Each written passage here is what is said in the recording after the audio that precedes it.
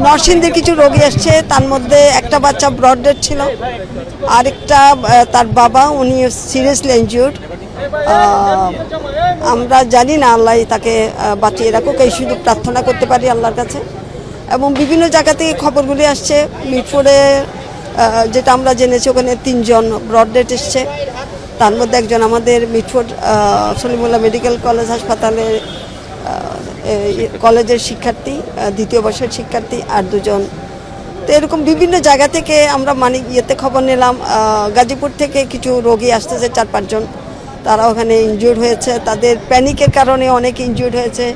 শিশুদের মধ্যে অনেকে প্যানিকের কারণে হাসপাতালে এসেছিল, তাদেরকে তারা চিকিৎসা দিয়ে ছেড়ে দিয়েছে। কয়েকজনকে তারা রেখেছে যারা প্যানিক বেশি হয়েছে, আর যেগুলো ফিজিক্যালি ইনজিউর্ড হয়েছে তাদেরকে তারা ঢাকা মেডিকেলে রেফার করেছে, তারা আসতেছে।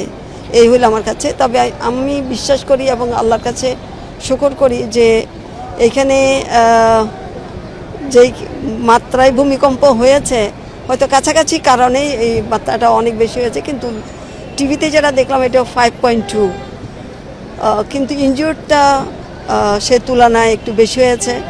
ঢাকার যেগুলো ছাত্ররা এখানে ভর্তি হয়েছেন তাদের কেউ কেউ অনেকটা প্যানিকে হয়ে একজন দোতলা থেকে লাফ দিয়েছে, আরেকজন দোতলায় নামতে গেছিল, সেখানেই ঝুলেছিল, ওখান থেকে পরে ব্যালেন্স হারিয়ে পড়ে গেছে। এরকম নানান বিষয়গুলো আসছে।